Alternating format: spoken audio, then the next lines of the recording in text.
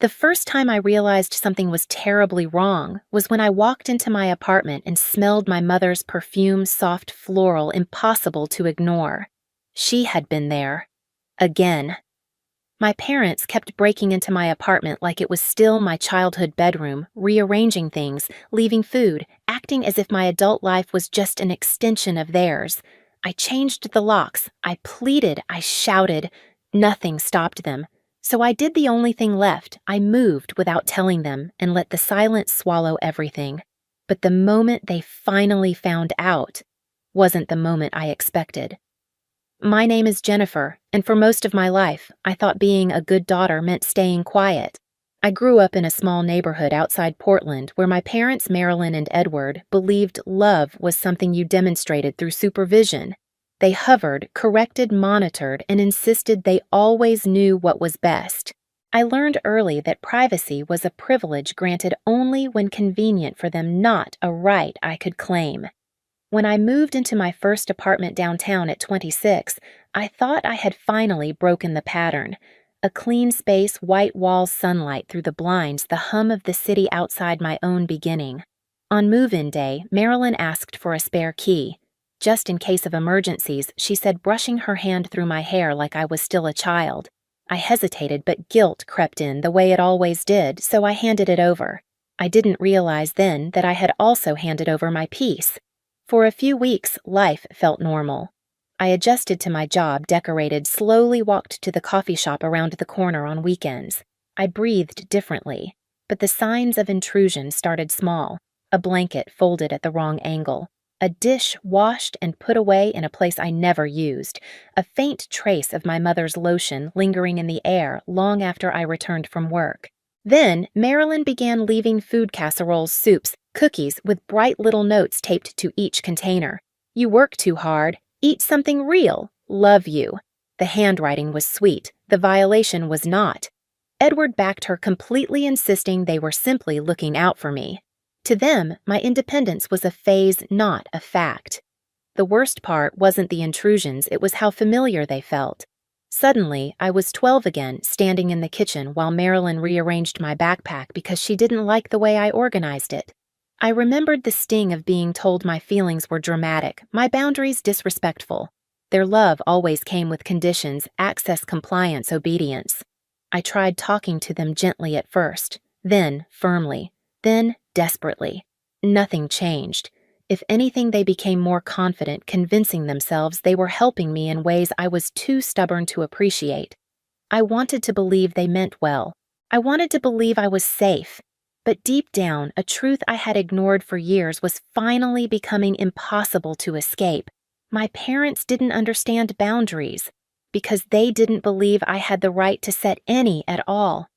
The breaking in didn't stop, it escalated. At first, I tried convincing myself I was imagining it. Maybe I had moved that mug myself. Maybe I'd forgotten to close the cabinet. But denial only works until the truth becomes too obvious to ignore. One Wednesday evening, I came home to find my laundry neatly folded on my bed. Socks, paired shirts, smoothed everything, arranged with the kind of domestic precision only my mother possessed. My chest tightened. I hadn't done laundry in a week. I called Marilyn immediately. "Were you in my apartment today?" She didn't even hesitate. "Of course, honey. Your hamper was overflowing. I couldn't leave it like that. You can't just come in whenever you want. Jennifer, don't be ridiculous. You were at work. It's not like you were using the place." That sentence. "It's not like you were using the place" hit me harder than I expected, as if my home wasn't mine unless I was physically inside it, as if my existence only counted when it was convenient for her. A few days later, I found my fridge rearranged and stocked with groceries I never bought. Healthy meals, meal-prepped containers, vegetables washed and cut. Most people would consider it sweet. To me, it felt like someone had replaced my lungs with sand. Then came Lily. I walked into my bathroom early one morning and saw a bottle of luxury shampoo sitting on the shelf. Bright purple. Salon only. Definitely not mine. I froze. Lily used that brand? I called her, my voice tense. "Hey, did you stay at my place?" A pause. "Yeah. Mom said it was fine. I had a late shift and didn't want to drive home. She doesn't live here. You should have asked me. I mean, you weren't home. What's the big deal? There it was again. The same dismissiveness Marilyn wielded with expert precision.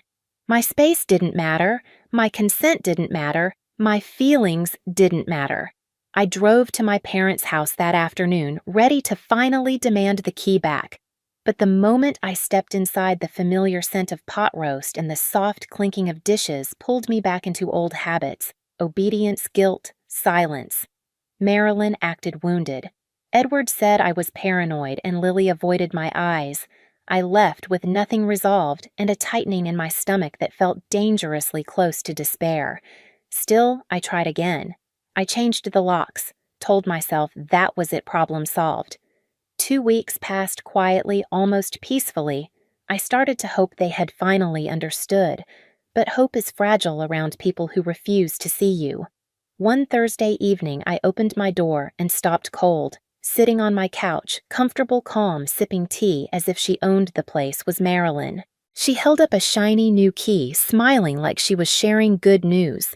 "I called your landlord," she said. "He gave me this. I needed access in case of emergencies." Something inside me cracked.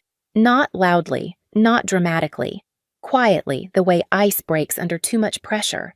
I changed the locks again, but this time it wasn't just the locks that changed. Something in me did too. I thought nothing could surprise me anymore. I was wrong. 3 weeks after the landlord incident, I came home and noticed my living room window cracked open. A soft breeze pushed the curtains inward. The screen lay on the floor like someone had ripped it out in a hurry. At first, I thought maybe it had fallen. Maybe the wind was strong. Maybe anything except the truth forming like a knot in my throat. Then I saw the casserole on my counter, still warm, covered neatly with foil. A sticky note on top in my mother's handwriting: "You're not eating enough." My stomach dropped. There was only one explanation. I called Marilyn, voice shaking. "Did you climb up to my window, Silence?" Then an almost offended scoff. "Well, your door was locked. What else was I supposed to do? I made you dinner. You climbed a trellis to break into my apartment." Don't be dramatic, Jennifer. If you would stop changing the locks like some rebellious teenager, I wouldn't have to. I pressed my hand to my forehead. "This is illegal. This is motherhood," she corrected. When I called Edward, hoping he'd understand, he sighed as if I were the unreasonable one.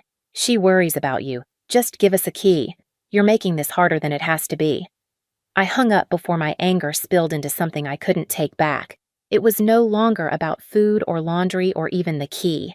It was the fact they felt entitled to every corner of my life, entitled to override every boundary I set, entitled to treat me like property. That night, lying awake with the window locked and curtains drawn tight, I realized something terrifying. I could change the locks 100 times and they'd find another way in. A landlord, a window, a trellis. They didn't believe I deserved privacy, and as long as they knew where I lived, they would keep proving it. The only way to restore my peace was to become unreachable. The next morning, I toured a building in the Pearl District, a tall, modern tower with a doorman named Victor who scanned every guest, every package, every unfamiliar face. Every detail of the place whispered one thing: I desperately needed safety. I signed the lease that afternoon. For 2 weeks, I packed silently. No posts on social media. No moving truck parked outside. Just Sophie and Rachel carrying boxes down the stairs one by one, whispering encouragement like soldiers helping me escape a war I'd been pretending wasn't happening. By sunset, my old apartment was empty. Every trace of me gone. I wiped the counters, turned off the lights, and stood in the doorway, one last time. Not sad, not nostalgic, just done. I dropped the keys into the landlord's mailbox and walked away without looking back. They thought they could enter my life whenever they wanted. Soon they were going to learn what it felt like when I finally shut the door. For the first 2 days after I moved, my phone buzzed nonstop. Missed calls, texts, voicemails. At first, they were casual check-ins. "How's your day? Call us when you're free," the kind of messages that pretended everything was normal. By day 3, the tone shifted. Shorter, sharper.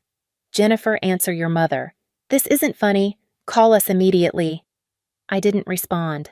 Silence, I realized, was the only language they didn't know how to manipulate. On the 4th day, the notifications stopped altogether. My phone sat quiet on my new kitchen counter, a tiny island of peace in a life that had felt invaded for so long. I made tea. I unpacked. I arranged my books on the shelf in an order that only I would touch. Victor nodded at me each morning as I passed through the lobby, offering a polite good afternoon, miss, with the respectful distance my parents had never mastered. For the first time in months, I felt like my breath reached all the way into my lungs. But calm never holds forever. On the 6th day, my phone erupted again, 20 missed calls in a row. My stomach tightened. I forced myself not to answer. Then, another call came through, and this time, the preview of the voicemail caught my eye. Jennifer, your apartment. Everything's gone. Where are you? I paused my breathing. They were at my old apartment. I walked to the window, gripping my phone so tightly my knuckles turned white. I imagined it, the empty living room, the stripped shelves, the bare floors. My parents standing in the doorway, confronted not just with absence, but with the reality they had created themselves. Another voicemail came. Marilyn's voice was shrill, breaking. Oh God, Jennifer, did someone take you? Your things are gone. The place is empty. Please, please, call us, sweetheart. I closed my eyes. This wasn't satisfaction. Not exactly, but it was a shift, a balance tipping. They weren't in control anymore. I let another day pass, then another. On the 3rd day, I finally called them back. Marilyn answered so quickly I didn't even hear the first ring. Jennifer, Jennifer. Where are you? What is going on? We went to your apartment and it was empty. Do you hear me? Empty? I kept my voice steady. Why were you at my apartment? A stunned silence crackled through the line. Edward's voice burst in sharp with accusation. We hadn't heard from you in days. We were worried. We had every right to check on you. No, I said quietly. You didn't. Marilyn's voice returned frantic. Jennifer, stop this. Tell us where you are. Right now. No. The word landed like ice. No, she repeated as if it were physically impossible for her to process. No, I said again. You don't get to know where I live. Edward inhaled sharply. Excuse me, you heard me? This is insane, he snapped. We are your parents, and you treated my home like it was yours, I replied. You walked in whenever you wanted. You rearranged things. You let Lily stay over without asking. You got a new key behind my back. Mom climbed up a trellis. A trellis dad. Marilyn gasped. That was one time that should never have happened once. Silence again. Not the angry kind. Not the dramatic kind. The kind that meant they finally heard the truth in my voice. I continued. You didn't worry about me. You worried about losing control of me. Those are not the same thing. That's not fair, Edward muttered. Fair, I said. Do you want fair? Fair would have been respecting my boundaries years ago. Fair would have been treating me like an adult. Fair would have been listening when I said no. But you didn't. So now I'm doing the only thing left. Marilyn's breathing shook. Jennifer, please, just tell us you're safe. Please, I can't sleep. I can't eat. I've been sick with worry. Her guilt tactics, the tears, the emotional spirals, all the things that had always pulled me back into their orbit, washed over me like a wave that finally had no power to drag me under. I'm safe, I said. But I'm safe because I'm away from you. She sobbed. Edward whispered something I never expected to hear. I didn't know it was this bad. I swallowed. You didn't want to know. For a long moment, no one spoke. They were processing something new, something uncomfortable, something undeniable. I had changed, and the door they once walked through freely was no longer theirs. Marilyn sniffed. Jennifer, please. We just want to talk. Face to face. Then we can meet in public, I said. A cafe downtown, neutral space. No more home visits. Ever. You don't trust us, she whispered. I don't trust your boundaries, I corrected. Because you don't have any. Another silence, but this time it felt less like resistance and more like surrender. Marilyn finally said, "Okay." That word did something small but real in my chest. It didn't fix the past, it didn't erase the violations, but it was acknowledgement, and acknowledgement was a step. "Good," I said softly. "I'll text you a time and place. We'll talk then. But your address." Edward tried one last time, one final grasp at the old power. "Shouldn't we know where you live in case—" "No," I said. "You will not have a key to my home. You will not have access to my home. My home is mine." He exhaled slowly. "All right." And just like that, the balance shifted entirely, not with shouting, not with slamming doors, but with a quiet, steady reclaiming of myself. After the call ended, I set my phone down and looked around my new apartment. Soft light spilled across the floor. The city hummed below. My things were exactly where I left them. My air was only mine. My silence was not avoidance, it was protection. For the first time in my life, my world felt sealed whole and owned by no one but me. We met 3 days later at a small cafe downtown, the kind with soft lighting and tables spaced far enough apart that no one had to whisper. I arrived early, choosing a seat by the window where I could see them walk in. My hands weren't shaking, my stomach wasn't tight. For the first time, I felt firmly rooted in myself. When Marilyn and Edward entered, they looked smaller, somehow, tired, cautious, stripped of the certainty they had always worn like armor.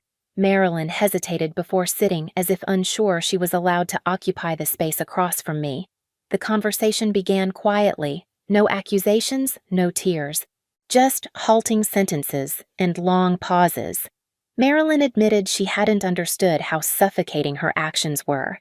Edward said he thought he was protecting me, but now realized he had been protecting a version of me that no longer existed. I didn't rush to make them feel better. I didn't smooth over the discomfort. I simply told the truth. I need boundaries if we're going to have any kind of relationship. They both nodded, slow, reluctant, but sincere. We made an agreement. We would meet in public for now. No surprise visits, no keys, no access to my home. Respect goes both ways, and trust can only be rebuilt, not demanded. When we parted, Marilyn hugged me gently, carefully, as if she finally understood I wasn't something she could hold too tightly. Edward whispered, "We'll try," and for once, I believed him. I walked back to my new apartment with a lightness I hadn't felt in years. The lobby was quiet. Victor greeted me with his usual nod. And as I closed the door behind me, locking it with keys that belonged only to me, I realized something simple and profound. Peace isn't something you find. It's something you protect. Looking back, I used to think love meant allowing everything, even the things that hurt. Now I know love without boundaries isn't love at all. It's ownership. By walking away, I finally made room for something healthier to grow, not just with them, but within myself. If you've ever had to fight for your own peace, you're not alone.